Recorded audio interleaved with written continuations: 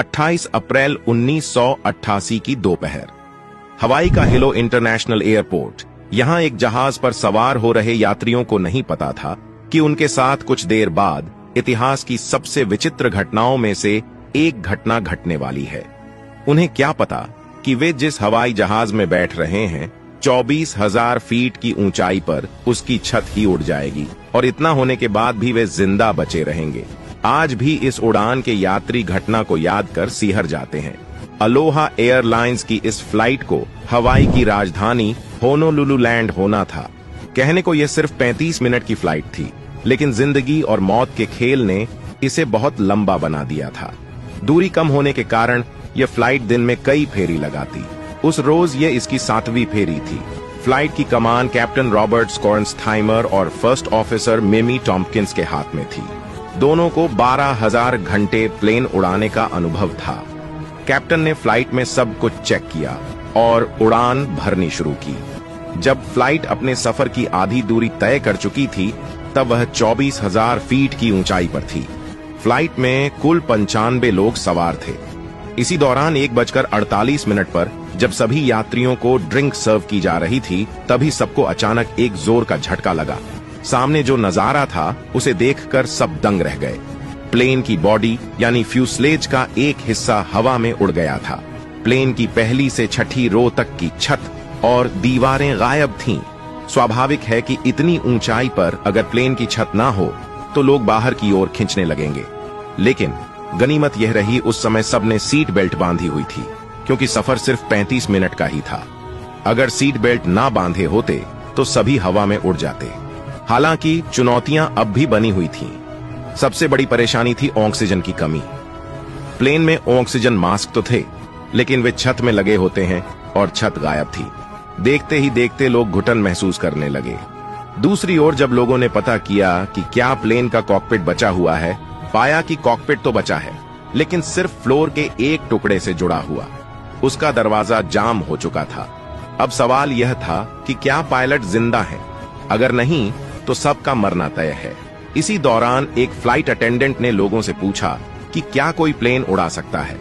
इस सवाल ने सबको बेचैन कर दिया। लेकिन फिर सबने देखा कि प्लेन नीचे जा रहा है, लेकिन गिर नहीं रहा। एक निश्चित गति से ऊंचाई कम हो रही थी, जिसका मतलब था कि पायलट जिंदा है। पायलट कुछ मिनटों में प्लेन को 10,000 फीट की ऊंचाई तक ले आए, जिससे ऑक्सीजन पाने में आसानी हुई। फिर एक और समस्या हो गई।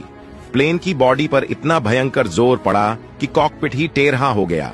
उसे देखकर लगता था कि अब टूटा कि तब। अब प्लेन की कमान पायलट रॉबर्ट स्कॉर्नस्थाइमर के हाथ में थी। इसी दौरान को पायलट मिमी टॉम्पकिंस से नजदीकी एयर ट्रैफिक कंट्रोल से संपर्क किया, लेकिन बात नहीं बनी। नजदीकी एयरपोर्ट कहोलुई था। एक अजीब समस्या यह थी कि ऊंचाई अधिक होने के कारण किसी को कुछ सुनाई नहीं दे रहा था, लेकिन किसी तरह एयरपोर्ट से संपर्क हो गया। वे समझ गए कि कोई बड़ी मुसीबत है। तत्काल रनवे को खाली किया गया। अब समस्या यह भी थी कि फ्लाइट का कॉकपिट टूटे होने के कारण उसे मोड़ा नहीं जा सकता था, और जिस जगह कहोलुई एयरपोर्ट स्थित था वहां फ्लाइट को ले जाने के लिए 2 पहाड़ियों के बीच से गुजारना था।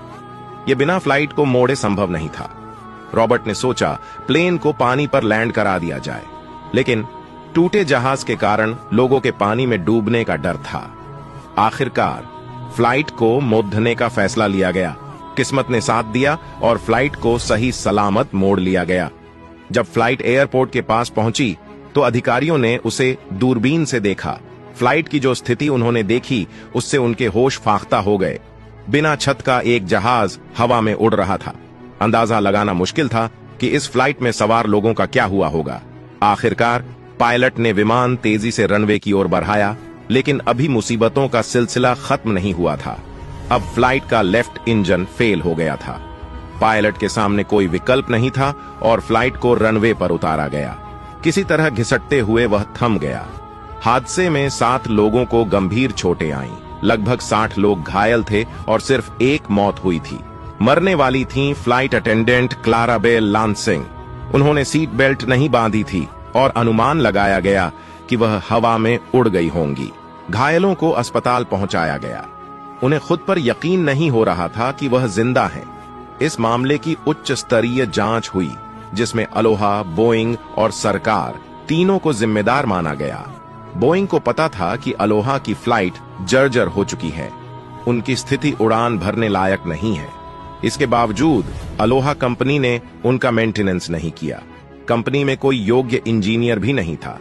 एविएशन के इतिहास के इस अजीबो-गरीब हादसे पर कई फिल्में और डॉक्यूमेंट्री बन चुकी हैं। अगर आपको यह जानकारी पसंद आई हो या कुछ नया सीखने को मिला हो, तो प्लीज इसे दूसरे सोशल मीडिया नेटवर्क पर शेयर जरूर करें।